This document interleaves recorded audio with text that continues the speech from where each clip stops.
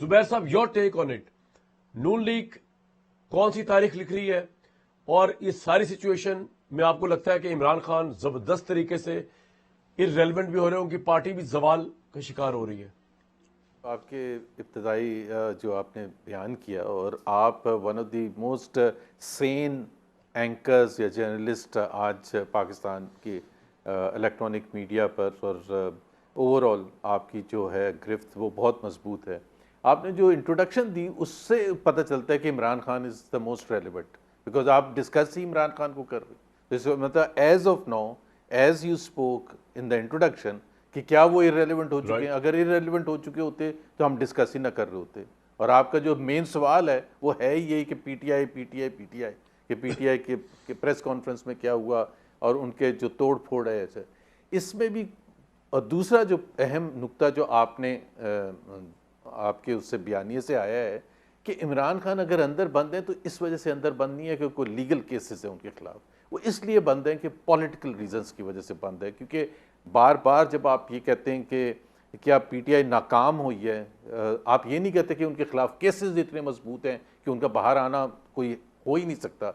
चूँकि आपने हिस्ट्री भी पढ़ी हुई है, आपने देखा हुआ है कि जब नवाज शरीफ को छोड़ना होता था तो छोड़ देते थे, जब उनको अंदर बंद करना होता था तो अंदर बंद कर देते। केसेस तैयार होते हैं जिसके खिलाफ होने होते हैं। इसमें कोई शक नहीं है कामरान के पीटीआई तोड़ फोड़ का शिकार है। पीटीआई जिसे कहते हैं ना, मैं कहूँगा पीटीआई इज एन डिसरे, इसमें कोई शक नहीं है जी।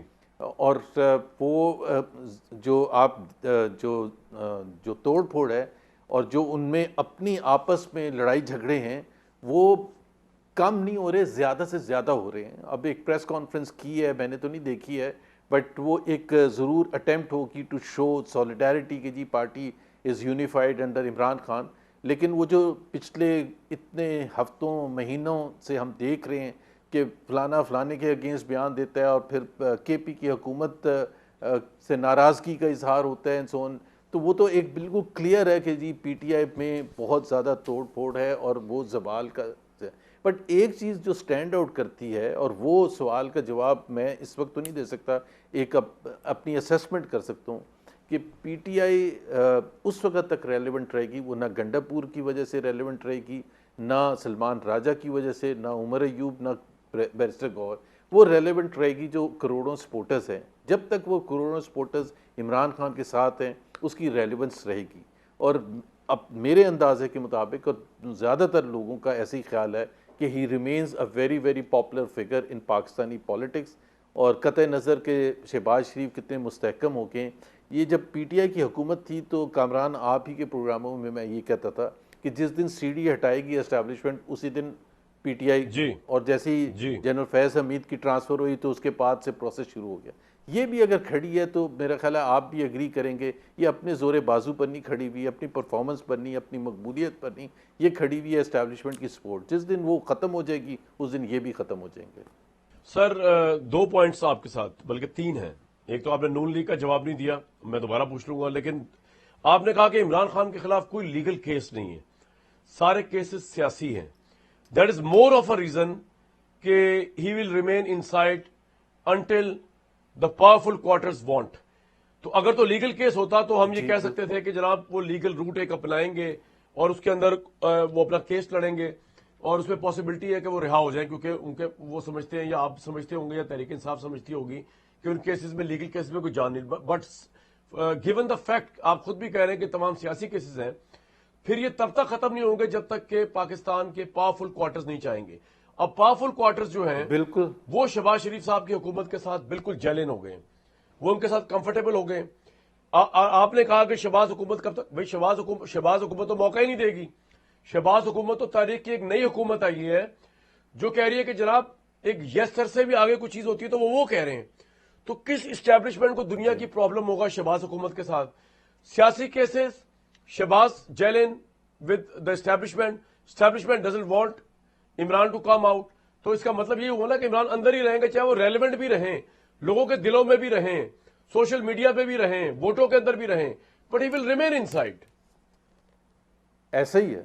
ऐसे ही आई एग्री विथ यू कि बिल्कुल अभी तक तो ऐसे ही लगता है कि जो जब तक पावरफुल क्वार्टर्स नहीं चाहेंगे और वो उनकी कोई रीज़न नहीं है कि वो चाहें कि इमरान खान बाहर आ जाएं। वो क्यों चाहेंगे कि इस वक्त एक हुकूमत है, उनके हिसाब से वो स्टेबिलिटी जी। है और मुल्क में कोई ऐसे जलसे जुलूस नहीं हो रहे, तो वो क्यों इमरान खान को इस वक्त बाहर लेके आएंगे।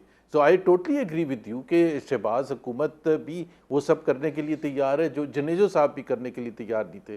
तो उस हद तक जब आप जाके यस सर करेंगे तो जाहिर है चांसेस तो बहुत कम है। सो मैं ये कोई प्रिडिक्ट नहीं कर रहा कि पीटीआई के लिए बड़ा एक आइंदा आने वाले महीनों में कोई बड़ा ज़बरदस्त खुशगवार तब्दीली होने वाली है, उनके लिए कोई फ़ायदे होंगे। I am not predicting. मैं तो ये बिल्कुल आपकी असेसमेंट से एग्री करता हूँ कि इमरान खान का इस वक्त तो ऐसा लगता है कि वो बाहर नहीं आएंगे और नून लीग लेड हुकूमत जो है वो अभी तो चलती रहेगी। और नून लीग आपके ख्याल में की जिंदगी में, सियासी जिंदगी में ये एक बहुत बड़ा चैप्टर है कि शहबाज शरीफ पहले प्राइम मिनिस्टर बन जाएंगे पाकिस्तान के भी और नून लीग के भी, जो 5 साल पूरे करेंगे और बड़े मुस्तहकम तरीके से जाएंगे without any rift with establishment. तारीख कैसे याद रखेगी शहबाज शरीफ साहब के इस 5 साल दौर को आपके ख्याल में जुबैर साहब? तारीख तो जैसे भी याद रखेगी, वो जब भी उनके वक्त आएगा और फ्री फेयर और ट्रांसपेरेंट इलेक्शन होंगे तो नून लीग को इतना बड़ा धचका लगेगा कि क्यू लीग भी को भी याद करेंगे कि कम से कम उन्होंने थोड़ी बहुत तो गुजरात की हद तक मकबूलियत हासिल रही थी उनको। लेकिन नून लीग के साथ जो होने जाएगा वो जाहिर सी बात है, आपके पास चॉइस है कि अभी आप बिल्कुल यस सर बन के चलते रहें और हुकूमत में बैठे रहें, और ये भी हो सकता है कि 2029 में दोबारा 2024 से भी ज़्यादा ख़राब इलेक्शन हो। ये भी हो सकता है, बिकॉज अब तो सब चीज़ें पॉसिबल है। पाकिस्तान में कोई कानून नहीं है, कोई आइन नहीं है, कोई सुप्रीम कोर्ट की इंडिपेंडेंस नहीं है। देखिए ना, आज भी कल भी जो फैसले हुए हैं जस्टिस डोगर को फॉर एग्जांपल अपॉइंट करने के लिए, मैं आपको सिर्फ एक एग्जांपल दे रहा हूँ, तो उसमें जो वोट हैं 9 वोट जो जस्टिस डोगर के फेवर में आए वो हुकूमत वालों ने दिए ना। अब मसला ये है कि जब हुकूमत फैसला करे कि कौन चीफ जस्टिस होगा, कौन बेंच में बैठेगा, जब इंडिपेंडेंस ऑफ जुडिशरी खत्म हो जाए, इलेक्शन कमीशन खत्म हो जाए, पार्लियामेंट खत्म हो जाए, तो जाहिर सी बात है पीटीआई के पास बहुत कम चांस है। I totally agree with you. और हो सकता है 2029 के बाद भी ये सिलसिला चलता रहे। आई कांट से एनीथिंग, क्योंकि अब तो मुझे ये भी है कि शायद ये कह रहे हैं कि 27वीं आईनी तरमीम के थ्रू शायद बगैर इलेक्शन के मुद्दत भी बढ़ा दें पार्लियामेंट की, कुछ भी हो सकता है।